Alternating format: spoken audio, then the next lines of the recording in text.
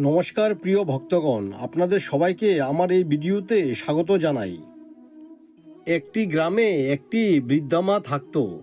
তিনি কার্তিক ব্রত করতেন, আর ব্রত পালনের সময় শ্রীকৃষ্ণ নিজে এসে ওনার জন্য এক বাটি খিচুড়ি রেখে যেতেন।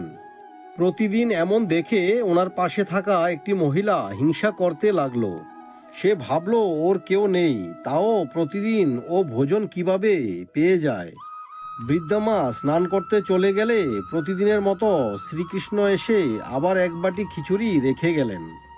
ওই পাশের মহিলাটা সেদিন ওই খিচুড়ির বাটি নিয়ে ঘরের পেছনের দিকে গিয়ে খিচুড়িটা ফেলে দিল। এবার যখন বৃদ্ধা মা গঙ্গা স্নান করে ঘরে ফিরল, তখন সে খিচুড়ির বাটিটা দেখতে পেল না।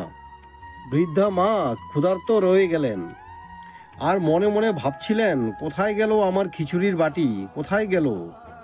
এবার যেখানে ওই মহিলাটা খিচুড়িটা ফেলে দিয়েছিল সেখানে একটি গাছ হলো, আর গাছে দুটি ফুল হলো।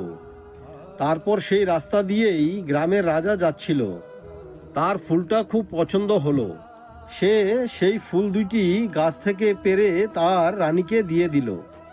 রানী যখনই ওই ফুলের গন্ধ শুকলো, রানী গর্ভবতী হয়ে গেল, আর দুইটি সুন্দর পুত্র সন্তানের জন্ম দিলেন। যখন ওই পুত্র দুটি বড় হয়ে গেল, তখন তারা কারোর সাথে কথা বলতো না। কিন্তু যখনই ওরা শিকারে যেত, তখনই ওই বৃদ্ধা মাকে তারা দেখতে পেত। তিনি তখনও বলতো, কোথায় গেল আমার খিচুড়ি, কোথায় গেল আমার বাটি। তাদের মধ্যে একজন বলতো, আমি তোমার খিচুড়ি, আর আরেকজন বলতো, আমি তোমার বাটি। প্রতিদিন এটাই হতে থাকলো। একদিন এই খবর রাজার কাছে পৌঁছালো। রাজা আশ্চর্য হয়ে গেল যে আমার পুত্ররা তো কথা বলে না কারোর সাথে, তাহলে ওই বৃদ্ধা মায়ের সাথে কি করে কথা বলল। আর তারপরে সেই রাজা বৃদ্ধা মাকে নিজের মহলে ডেকে পাঠালো এবং বৃদ্ধা মাকে জিজ্ঞাসা করলো, আমার পুত্ররা কারোর সাথে কথা বলে না, তাহলে তোমার সাথে কিভাবে কথা বলল। তার উত্তরে বৃদ্ধা মা বলল, আমি শুধু এইটুকু জানি যে আমি কার্তিক মাসে প্রতিদিন গঙ্গা স্নান করতে যেতাম, আর ভগবান কৃষ্ণ আমার জন্য এক বাটি খিচুড়ি রেখে যেতেন। একদিন আমি যখন স্নান করে ফিরলাম, তখন আমি খিচুড়ির বাটি দেখতে পেলাম না।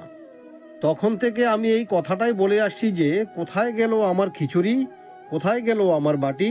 আর যখন আপনার পুত্রদের সঙ্গে আমার দেখা হলো, তখন তারা আমাকে সমস্ত কথা বলল যে আমার প্রতিবেশী এক মহিলা ওই খিচুড়িকে ফেলে দিয়েছিল, যেখান থেকে একটি গাছ বেরিয়েছিল, যার দুইটি ফুল হয়েছিল, যা রাজা নিয়ে গিয়ে রানীকে দিয়েছিল, আর সেই দুটো ফুলই আপনার খিচুড়ি আর আপনার বাটি।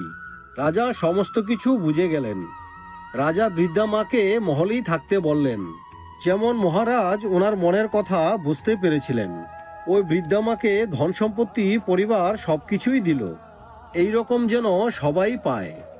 তো প্রিয় ভক্তগণ, আপনাদের আজকের কাহিনী কেমন লাগলো তা অবশ্যই কমেন্টে লিখে জানাবেন।